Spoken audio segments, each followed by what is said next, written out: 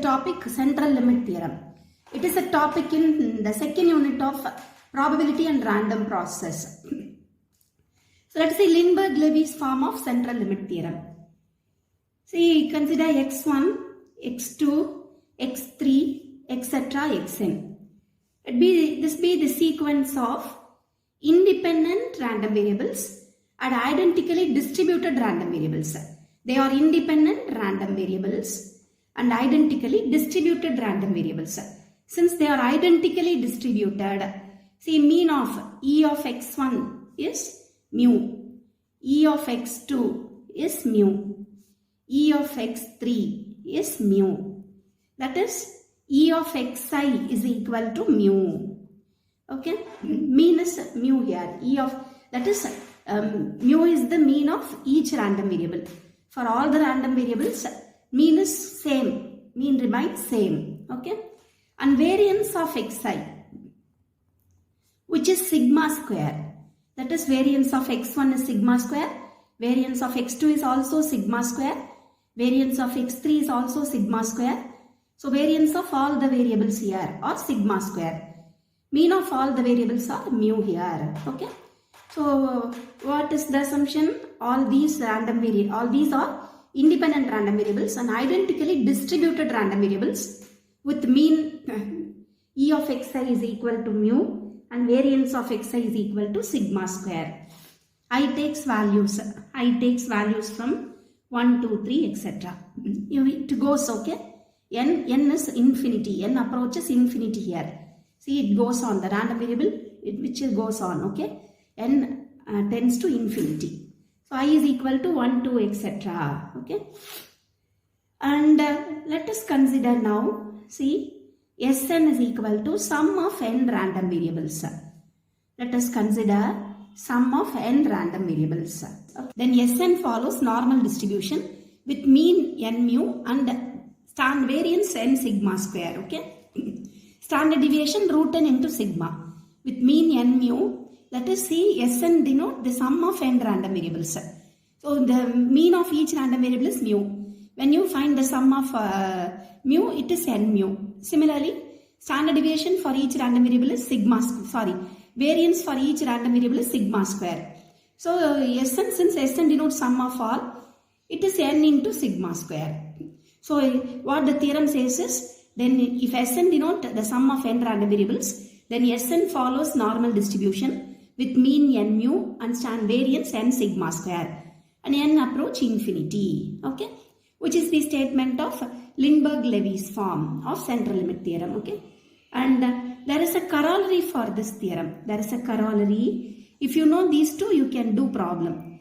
Corollary. See, the corollary says, see, Sn denote here sum of n random variables.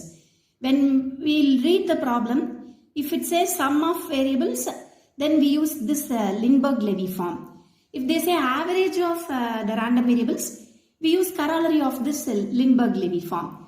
What is corollary? Let x bar denote the average of random variables. That is, x bar equal to x1 plus x2 plus 2xn divided by n. X bar denote the average of random variables. Okay. Then mean of x bar is mu. Variance of x bar is equal to sigma square by n. So if all these are okay, then the corollary says x bar follows normal distribution with mean mu and standard deviation sigma by root n. Okay, and n can approach infinity. Okay, as n approaches infinity. So what is the corollary? When we talk about sum of n random variables, then Sn follows normal distribution with mean n mu and variance n sigma square. Or if you want, you can write standard deviation root n into sigma. If we talk about average of random variables, then x bar is x1 plus x2 plus xn divided by n. Then the corollary says x bar follows normal distribution with mean mu and standard deviation sigma by root n. Variance is sigma square by root n. When you take square root, it is standard deviation. Sigma by root n. Okay, which is the corollary of the theorem. So we shall see problem. You can understand both the statement, theorem and this Lindbergh-Levy form and corollary. Okay.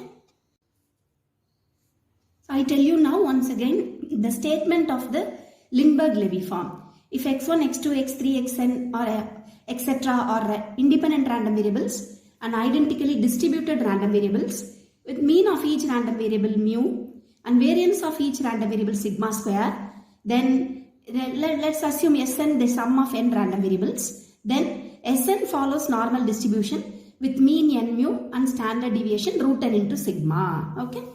And the corollary of Lindbergh-Levy form is average of random variables. Here sum of n random variables. We consider now average of n random variables. Okay. When with mean mu and variance sigma square by n, then the corollary says if this is okay, the corollary says x bar follows normal distribution with mean mu and standard deviation sigma by root n. Okay. As n approaches infinity. Okay. Which is the corollary. So let us see a problem. The first problem. See, the lifetime of a certain brand of an electric bulb may be considered as a random variable with mean 1200 hours and standard deviation 250 hours. Find the probability using central limit theorem. CLT is central limit theorem. Okay, that the average lifetime of 60 bulbs exceeds 1250 hours. So what is given? The lifetime of a certain brand of an electric bulb. So lifetime of some electric bulb is given, right? Lifetime of some electric bulb is the random variable. So what is random variable? Lifetime of the electric bulb, okay, is a random variable. And whose mean is 1200 hours. And standard deviation is 250 hours. And we have to find the probability of, right, that the average lifetime of 60 bulbs, you can see the word. Average lifetime of the 60 bulbs exceeds. So we have to find probability of average lifetime of the bulbs exceeds 1250 hours. This is the question asked. So we have to use the corollary of the Lindbergh-Levy form. Okay. Because the question is find the probability of average. What is x bar? X bar denote the average lifetime of 60 bulbs. X bar denote the average lifetime of 60 bulbs, okay, which is x bar, okay, and it is given mu is equal to 1200 hours, right? Mu is given 1200 hours for each bulb, right?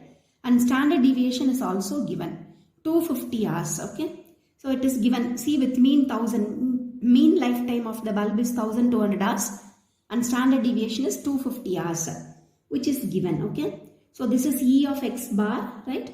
And this is sigma, standard deviation, okay? This is E of x bar, which we called mu in the corollary, right?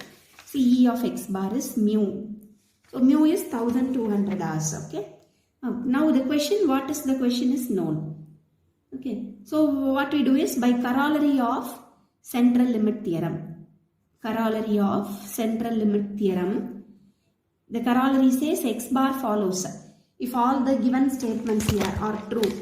See, x bar denote the average of 60 bulbs. 60 bulbs. x1 plus x2 plus up to x60 divided by 60. Okay, which is x bar. So n is 60 here. So of 60 bulbs. Okay. If E of x bar is mu and variance is sigma square by n is 60 here.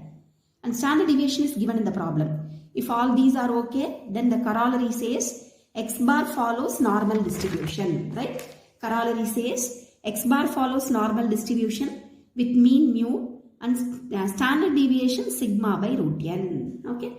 So mean is it's very clear, right? It's very clear. It is standard deviation sigma, you know, root n is root of 60 and this is 1200, 250 by root n. Root n is root of 60, okay. And when you see 250 by root of 60 and you can see 1200 by 32.28, okay, use calculator.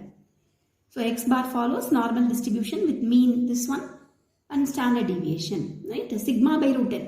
It's given sigma by root n. Okay. So here let us see, find the probability. So in order to find the probability of x bar greater than 1250, first we know normal distribution. We have studied in the first unit, right? We have studied in the first unit. So let us recall it. So we know the standard normal variate, which is Z. Standard normal variate Z is x bar minus mu by sigma. This is the standard normal variate in normal distribution. But here sigma is sigma by root n. Okay. So this is our Z here. Here our sigma is sigma by root n. So this is what we have studied in normal distribution. So we have to change x bar to the standard normal variate Z. What is Z in normal distribution? X bar minus mean by sigma. Our sigma is here sigma by root n. Okay. So it is P of x bar greater than 1250 equal to, let us subtract mu and divide by sigma by root n, which is greater than 1250 minus mu by sigma by root n. Okay. So I have done both sides, the subtraction and division. So this is actually Z greater than mu is 1200 divided by sigma by root n is 32.28. When you simplify this using calculator, it is Z greater than 1.55. Okay. P of Z greater than 1.55. So let us see now standard normal curve. Standard normal curve, see, it is the bell-shaped curve, standard normal curve where Z is 0 here, Z is 1.55, right? So positive side, 1.55. So we want Z greater than 1.55, this area. So this area, we want this area. So in order to find this area, we know the probability under the curve, total probability under the curve is 1 and this side 0.5, this side 0.5. Since the probability of this area is 0.5 minus this one, 0.5 minus 0 to 1.55 will give the required answer, right? So let's see, P of x bar greater than 1250 equal to P of Z greater than 1.55, which is 0.5 minus probability of 0 less than Z less than 1.55. So the area of this portion, right, which is 0.5 minus this one, right, the total area is 1, right, total area is 1 and it is 0.5. 0.5 minus the area of this interval. When you subtract, you will get the required area, right, which is 0.5 minus, you look at the standard normal table, okay. Look at the table and you will see the value as 0.4394. When you subtract it, 0.0606 is the answer. Okay. It is 0.5. So which is the answer? Which is the required answer. Okay. Let us see now the second problem. If x1, x2, etc. xn are Poisson variates with parameter lambda equal to 2. Use central limit theorem to estimate this probability, okay, where Sn denote the sum of n random variables where n is 75.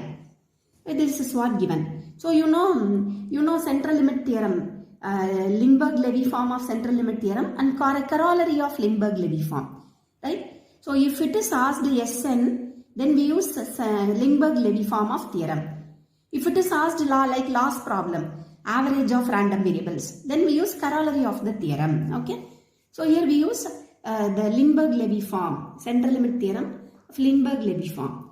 So what it is given, see, each random variable are Poisson variates, right? The random variables are Poisson variates. It is given, right? Parameter lambda equal to 2 given. So you can find mean of each random variable.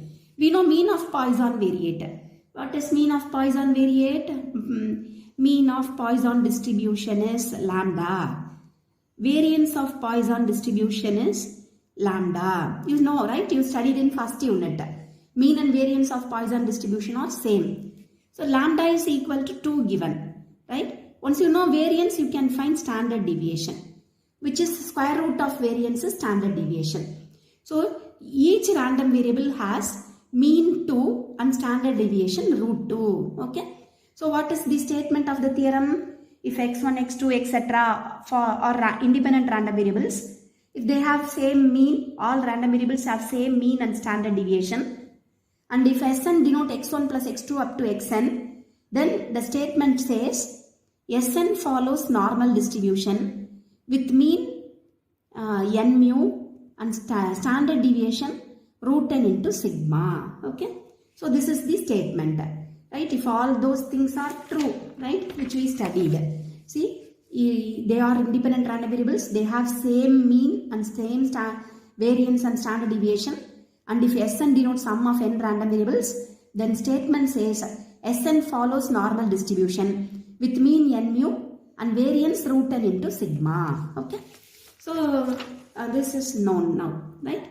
So what is the question? We have to find probability of this 120 less than or equal to Sn less than or equal to 160. Okay. Let us find answer. So what is n, small n here? 75. Lambda is 2, right? So mean is 2 here. Mean is 2. So 175 into 2 is 150. Right? Root n into sigma. Root 75 into root of 2. Root 75 into root 2 is 12.25. You use calculator and check. Okay. So let us now write answer. Probability of 120 less than or equal to Sn less than or equal to 160. Okay. So first, since Sn follows normal distribution, first we have to find the standard normal variate, right? What is the standard normal variate? We know Z is equal to Sn minus mu by sigma. So mu of Sn is n mu. Mu of Sn is n mu, right? And sigma, standard deviation is root n into sigma. So this is our standard normal variate, okay? So first listen here, you should know what is the standard norm. Probability of this one gives, which is area, right? Area between these two. So in order to find the answer, first let us find the standard normal variate, okay? Usually it is x bar minus mu by sigma. Our x bar is Sn here. Our mu to Sn is n mu. And standard deviation to Sn is root n into sigma. So what is Sn as it is, right? And n mu is 150. Root n into sigma is, what is root n into sigma? 12.25. Okay, 12.25, which is our Z. Okay. So let us now find probability. Probability of, probability of 120 to 160, which is equal to probability of, let us subtract n mu and let us divide by root n into sigma for all. Subtract n mu, divide root n into sigma. Subtract n mu, divide by root n into sigma. And this is Z, right? Standard normal variate. And n mu is 150. Root n into sigma is 12 point something, right? 12.25. This is Z. This is 160 minus 150 by 12.25. You use calculator and you check. This is minus 2.45. This is plus 0.82. So we have to find the probability of this one, right? Let us now draw standard normal curve. Here Z is 0. Here Z is minus 2.45. Here Z is 0.82. So we need this area between these two, right? So in order to find this, what we do is let us split it into probability C, minus 2.5 to 0 plus 0 to 0.82. This can be written as probability of minus 2.45 to 0 plus probability of 0 to 0.82.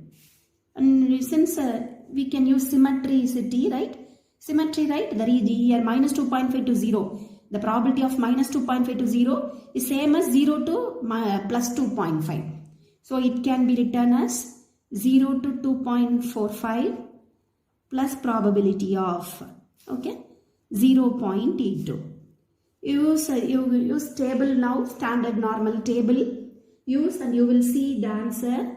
This is 0.4929. It is 0.2939. When you add the 2, it is 0.7868, which is the answer. Okay. After this step, you know, you have studied in normal distribution. Otherwise, you go through normal distribution and then come here, okay, and then come to central limit theorem so that you can understand central limit theorem. Okay. Let us see now the third problem. The burning time of a certain type of lamp is an exponential random variable with mean 30 hours. What's the probability that 144 of these lamps will provide a total of more than 4500 hours of burning time? Okay. So what's the probability that 144 of these lamps? So n is given 144. So we consider n here 144. Total of, right? What's the meaning total of? Total of, that is Sn. Sn is given. So we have to use Lindbergh-Levy form of central limit theorem. Okay. So the burning type of a certain type of lamp is an exponential random variable. So what is the random variable here? The burning time of the lamp is a random variable with mean 30. So mean of each random variable is 30. Mean of each random variable is 30. And next it is given 144 of these lamps. Okay. So n is 144. And it is given the random variable follows exponential random variable. Random variable follows exponential distribution. So we know for in exponential distribution, see, in exponential distribution, mean of the distribution is 1 by lambda and variance of the distribution is 1 by lambda square. Okay. We know mean of exponential distribution and variance of exponential distribution. Okay. So since mean is given 30, right? Since mean is given 30, right? 1 by lambda is 30. What is it? It can be written as 1 by lambda the whole square, right? Which is 30 square. 1 by lambda the whole square is 30 square. So variance is 30 square. Standard deviation is square root of 30 square, which is 30. Standard deviation is 30. Sigma is equal to 30. So you know here each random variable follows exponential distribution. Okay. Exponential distribution. Hence mean and variance of exponential distribution are 1 by lambda and 1 by lambda square. Okay. So you know now what is mean and standard deviation of each random variable. And n is given 144. N is given 144 of such lamps, right? 144. So total, that is Sn, which is not average is asked, it is total of, right? So it is x1 plus x2 plus up to x144, which is Sn. So what is Lindbergh-Levy form? If the random variables are x1, x2 up to etc., right? And they have each random variable has mean the same mean, right? Here 30. They all have same. X1 has mean 30, x2 has mean 30, right? And same standard deviation, the same standard deviation, right? Each random variable has same standard deviation. And Sn denote the sum of random variables. Then the statement says Sn follows normal distribution with mean n mu and standard deviation root n into sigma. Okay. So this is what the theorem says. So what is the question actually? See, the total of more than, probability that, what's the probability, right? What is the probability that 144 of these lamps will provide a total of more than 4000 bell? Total of, that is, listen here, when you add the burning hours of all these 144, it must be more than 4500 hours, okay? See, sum of all that 144 lamps, the burning hours of sum of all 144 lamps must be greater than, more than 4500 burning hours. That's why we write Sn. I thought seeing total it is Sn, not. What is the meaning here total? The total burning hours of 144 lamps more than 4500 hours, okay? So that's why we find Sn, right? And the question is probability of Sn greater than 4500. Okay. What's the question? Since Sn follows normal distribution, let us find the standard normal variate Z. Z is equal to Sn minus mean by standard deviation. Mean of Sn is n mu and standard deviation of Sn is root n into sigma. And n is 144 given. Mu is 30 given. right? And 144 into 30. And similarly, root of 144 into 30, right? Root of 144 is 12. So Sn minus 4320 divided by 360. Okay. So you use calculator and see. So now we can write probability of Sn greater than 4500 is equal to probability of Sn minus n mu by root n into sigma, which is greater than 4500 minus n mu by root n into sigma. Okay. This is actually Z, and this is 4500 minus 4320 divided by 360. Right? If you see, it is 0.5. Right? You substitute 4320 divided by 360. 0.5. And use now standard normal curve. Use now standard normal curve and you will see the answer, right? Standard normal curve. Z greater than 0.5. We want area which is Z greater than 0.5. See, this is what the area needed. Okay. So we know area of this portion is 0.5 minus this interval, right, will give you the required area. So probability of Sn greater than 4500 is equal to 0.5 minus probability of 0 less than Z less than 0.5. Use standard normal table and you will see the answer of this interval is the probability, right? This is 0.1915. Hence the answer is 0.3085, which is the required answer. Okay. Let us do next problem. A coin is tossed 10 times. What's the probability of getting 3 or 4 or 5 heads? Use central limit theorem. Okay. So since a coin is tossed 10 times, since we conduct experiment 10 times, and when n is small, we use a binomial distribution, right? So n is 10 here. Since we do experiment 10 times, n is 10 here. Coin is tossed 10 times. Okay. What's the probability of getting head? So we first assume probability of getting head is success. Probability of getting head when we toss a coin is 1 by 2. Probability of getting tail when we toss a coin is 1 by 2. Right? Probability of getting tail and head. It's by binomial distribution, right? And we need to use central limit theorem, we need mean and variance. We know mean of binomial distribution, which is NP. Variance of binomial distribution, which is NPQ. Right? N into 10 into 1 by 2, 5. Which is 10 into 1 by 2 into 1 by 2. Which is 5 by 2, 2.5. Okay. So variance is 2.5.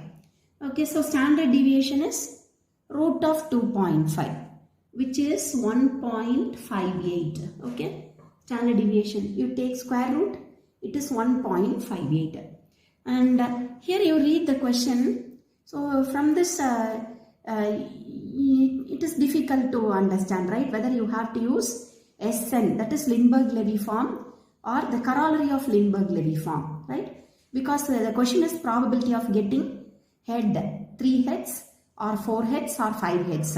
So if we write x equal to 3 or x equal to 4 or x equal to 5. So what is the question needed? Probability of x equal to 3, getting x denote getting number of heads. X denote getting number, denote number of heads. Number of heads. Okay. So we want x equal to 3 or x equal to 4 or x equal to 5. So you may think whether you have to use Lindbergh-Levy form or the corollary of Lindbergh-Levy form, right? So probability of this is asked, right? So x takes, listen here, x is discrete random variable, right? Here the random variable is discrete random variable. So to denote discrete random variable, listen here, and how I can write is, see, I can write is 2.5 less than x less than 5.5. So see, x is discrete random variable. So I have not included 2.5, 5.5. Between 2.5 and 5.5, x is discrete. X is discrete, okay? It takes values between 2.5 and 5.5. Hence, what are the values x takes? 3, 4, 5, right? X takes values from values 3, 4, 5. Since x is discrete here, right? X is discrete random variable, right? So this is what the question. What is the probability of getting 3 heads or 4 heads or 5 heads, right? So this is what the question asked, right? So let us use standard normal variate. We know Z is equal to, so here I am not going to use Sn or X bar, okay? It's a ordinary how we do in standard, that's normal distribution, the same method here. Z is equal to X minus mu by sigma, right? It is X minus mu is we know mean of the distribution, which is 5, and standard deviation is 1.58. So which is X minus 5 by 1.58, okay? So listen here, very simple. So here we have, since in the question it is mentioned use central limit theorem, but from the question it is not clear whether you have to use Lindbergh-Levy form or corollary of the Lindbergh-Levy form. So what we do is we proceed problem. The question asked is what's the probability of getting either 3 heads or 4 heads or 5 heads. So if I represent it in continuous case, then I must write like this, 2.5 to 5.5. But X is discrete, okay? So what are the discrete values between 2.5 and 5.5? 3, 4, 5, right? So let us change it to standard normal variate. X to standard normal variate Z. So Z is equal to X minus mu by sigma, okay? So it's an ordinary problem, So let us now take probability of 2.5 to 5.5, which is 2.5 minus mu by sigma, X minus mu by sigma, 5.5 minus mu by sigma. So this is Z, right? Z. And mu is, what is mu? Mu is 5. 2.5 minus 5 by 1.58, okay? 2.5 minus 5 by 1.58. 5.5 minus 5 by 1.58. That is probability of, when you simplify you will see, use calculator, it is 0.32, okay? Simplify. So let us draw standard normal curve. Z is equal to 0 and this side Z is minus 1.58 and it is Z is equal to 0.32. We need area between these two. This is the area required. So this can be written as probability of minus 1.58. It is 58 to 0 plus probability of 0 to 0.32. Probability of minus 1.58 to 0 plus probability of 0.32. 0 to 0.32. Okay. 0 to 0.32. This can be written as being symmetricity. See, the answer will be same. Answer will be same, minus 1.5 to 0 or from 0 to 1.8. The answer is same, right? So use symmetricity. 0 to 0.32. Use our standard normal table and you will see 0.4429 for this and 0.1255 for this, which is 0.5684, okay? Which complete problem. Let us do now this problem. A random sample of size 100 is taken from a population. So from a population, listen here, from a population we take the sample of size 100, okay? A random sample of size 100 is taken from population whose mean is 60. So population mean is 60, okay? And population variance is 400. Population mean is 60 and population variance is 400. So this is a different problem, right? We had not met that such problem earlier, right? So it is sample size is 100. Population mean is 60. So from a population they take a sample, right? And whose size is 100. Population mean is 60 and population variance is 400. Use central limit theorem with what probability can we assert that the mean of the sample. So we have to assume it is mean of the sample, it is mean of the population. Mean of the population is 60. So let us assume some letters, okay? Mean of the sample will not differ from mu is equal to 60, right? Mu equal to 60 is population mean. Mu is equal to 60 is population mean. So population mean is mu. Population mean is mu, which is very clear. Okay. So what is the question? Probability. What probability can we assert that the mean of the sample, right? Mean of the sample, let us assume mean of the sample be x bar. So mean of the sample x bar will not differ from mean of the population by more than 4. Okay. Which is the question. Okay. So let us first assume x bar denote the sample mean, right? X bar denote sample mean and mu denote population mean because it is given. Population mean is mu given. Okay. So mu is population mean. Okay. So what is the question? What probability can we assert that mean of sample is assumed as x bar will not differ from population mean? If you find difference between these two, see, answer must not be more than 4. Okay. The difference must not be more than 4. So if you find what's the probability of this, right? What's the probability of the difference between sample mean and population mean will not be greater than 4, right? And here we have to include modulus sign because if they say the difference between the two, it can be x bar minus mu or mu minus x bar. So we have to write modulus sign. So this is the question asked. Okay. This is the question asked. What is the question? What probability can we assert that the sample mean will not differ from population mean by more than 4? So if you find difference between population mean and sample mean, answer must not be more than 4. Okay. It must be less than 4. We have to write modulus sign because if they say difference, it can be difference between sample mean and population mean. It can be x bar minus mu or mu minus x bar. So we have to write modulus sign. This is the question asked. Okay. So let us use corollary of the theorem. Since it is x bar we have, right? Since we assumed the sample mean as x bar, right? Let us see by corollary of the theorem, x bar follows normal distribution, right? X bar follows normal distribution with mean mu and sigma by root n, right? Standard deviation, sigma by root n. So this is, what is mu here? What is mu? The population mean is mu, which is given as 60. Okay. What is sigma here? What is sigma? Variance is 400 given. So sigma square is 400 and sigma is 20. Okay. And what is n? N is sample size, which is 100. Okay. N is 100. Okay. So it's very clear. X bar follows, since x bar follows normal distribution, let us write standard normal variate Z is equal to x bar minus mu by sigma, where our sigma is sigma by root n here. We simply write sigma in standard normal distribution, first unit.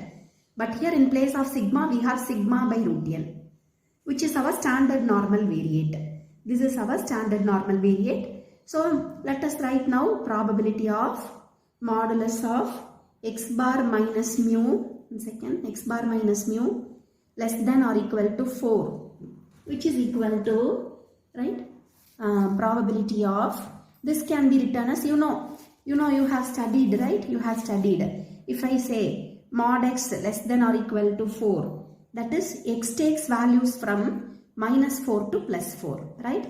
If I say mod x less than 4, then x takes values from minus 4 to plus 4. Similarly here, mod x bar minus mu less than or equal to 4 is x bar minus mu takes values from minus 4 to plus 4. Okay. X bar minus mu takes less than or equal to here, right? Equal to here. So it's minus 4 to plus 4. Okay. So let us now write the standard. Let us change it to standard normal variate. Okay. Standard normal variate. It is x bar minus mu by sigma by root n. Right. So let us divide sigma by root n everywhere. Divide sigma by root n. Sigma by root n. So this is Z. Okay. It is Z. Sigma is 20. Root n is 100. 20 by 10, which is 2. Minus 4 by 2 is minus 2. Here it is plus 2. So minus 2 to plus 2. Okay. So you find now your standard normal curve, right? Standard normal curve it is from minus 2 to plus 2. Z is minus 2, Z is 0, Z is plus 2. We want the area of this, right? Interval, minus 2 to plus 2. So, in order to find, let us write it as probability of minus 2 to 0 plus probability of 0 to 2. Since symmetricity, minus 2 to 0, probability of minus 2 to 0 is same as probability of 0 to 2. So, it can be written as 2 times of, see, probability of minus 2 to 0 plus probability of 0 to 2. When you use symmetricity, it is 0 to 2 again. Answer of probability of minus 2 to 0 and 0 to 2 are same, right? So, which can be written as 2 times of probability of 0 to 2. So, when you use the standard normal table, it is 0.4772 and hence the answer is 0.9544, which complete this problem, okay? Thank you.